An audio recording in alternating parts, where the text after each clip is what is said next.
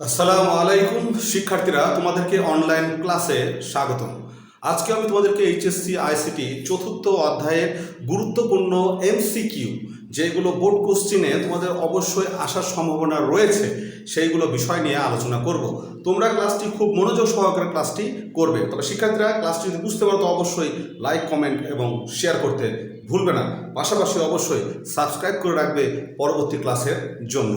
তো শিক্ষার্থীরা দেখো, আমি এই যে এইচটিএমএল এর যে গুরুত্বপূর্ণ এখানে তিনটি প্রশ্ন আমি একটা ছক করেছি, যে তোমাদের বোর্ডে আসার সম্ভাবনা অনেক বেশি। তো সেই ক্ষেত্রে শিক্ষার্থী দেখো যে এখানে 1 2 3 যে IPv4 অ্যাড্রেস কত বিটের। ওকে, নাম্বার 1। নাম্বার 2 হচ্ছে IPv5 অ্যাড্রেস কত বিটের, এবং লাস্ট IPv6 অ্যাড্রেসের কত বিটের। এখন তোমাদের প্রশ্ন স্যার আপনি একই জিনিস একটা ভিন্ন ভিন্ন করে প্রশ্নটি আপনি কেন দিয়েছেন?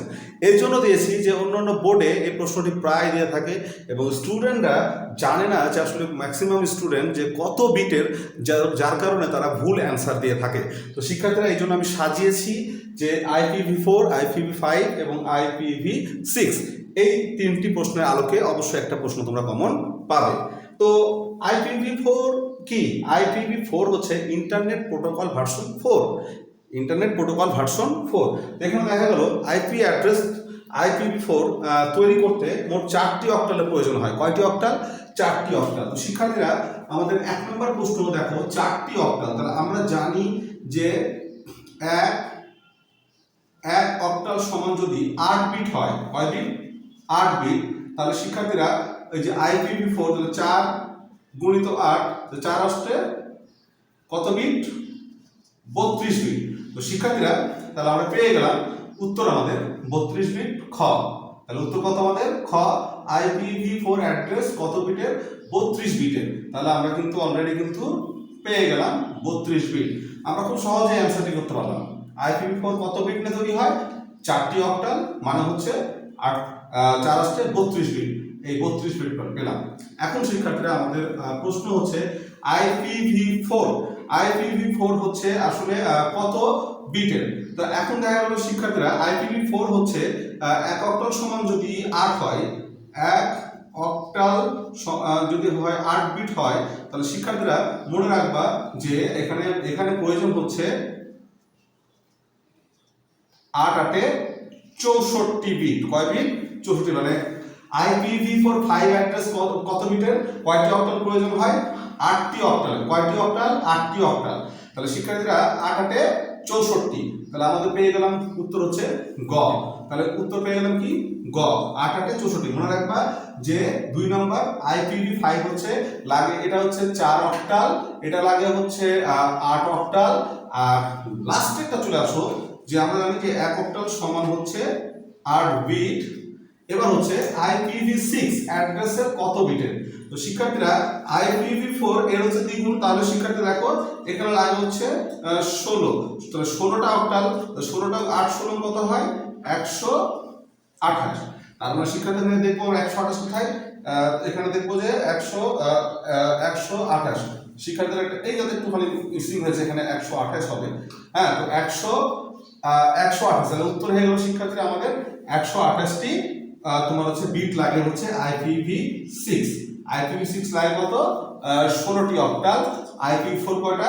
4 অক্টাল, 4 দুগুণ 8, তাহলে 8 5 হচ্ছে 8 অক্টাল, এবং হচ্ছে 6 হচ্ছে 8 দুগুণ 16 হলে 16 অক্টাল।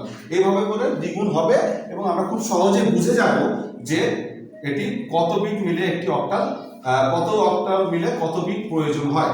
IPv6 হচ্ছে 128টি বিটের প্রয়োজন হয়। IPv5 হচ্ছে 64 বিটের প্রয়োজন হয়। IPv4 হচ্ছে 32 বিটের প্রয়োজন হয়। তাহলে 1 এর উত্তর 2, 2 এর উত্তর হচ্ছে গ, আর 3 এর উত্তর হচ্ছে ঘ। এবার শিক্ষার্থীরা আরেকটা গুরুত্বপূর্ণ প্রশ্ন, ওয়েবসাইটের একক ঠিকানা কোনটা?